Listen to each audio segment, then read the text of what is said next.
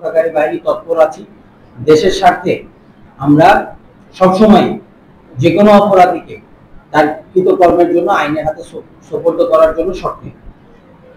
বর্তমানে টেকনাফ এলাকায় মাদকের যে আমরা দেখতে পাচ্ছি, বিভিন্ন স্থানে মাদক চোরাকারবারীরা অত্যন্ত সক্রিয়।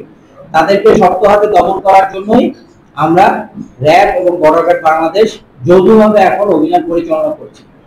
তো আমাদের প্রত্যেকটি অভিযানে সফলতা আসে।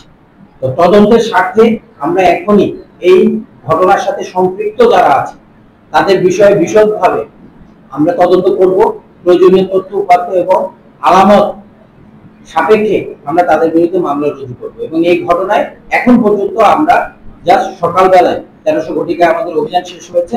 বর্তমানে অভিযান স্থলে যেই আসামিকে আমরা হাতে নাতে আটক করতে পেরেছি এবং যে মাদক উদ্ধার করেছি সেটা আপনাদেরকে অবগত করানো।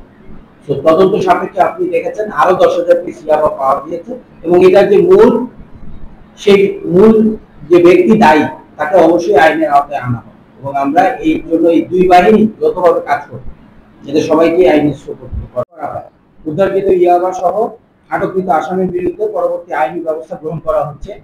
আটককৃত আসামির পরিচয়: নাম মোহাম্মদ ওমর সিদ্দিক, বয়স 28, পিতা মোহাম্মদ ওসমান, মাতা রবিনা বেগম, ঠিকানা গ্রাম খানাংখালী, পোস্ট থানা মংডু, জেলা মায়ানমার। এই অভিযানটি বাংলাদেশের সীমান্ত রক্ষা ও মাদক চোরাচালান দমনে বাংলাদেশ বর্ডার গার্ড এবং র্যাব এর নিরলস প্রচেষ্টার একটি উজ্জ্বল দৃষ্টান্ত।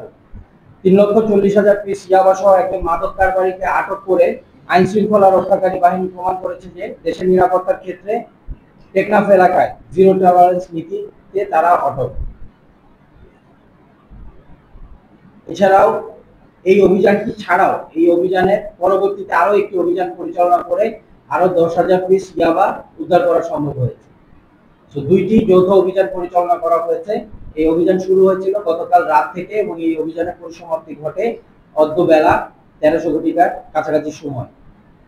আমাদের তদন্ত জারি আছে।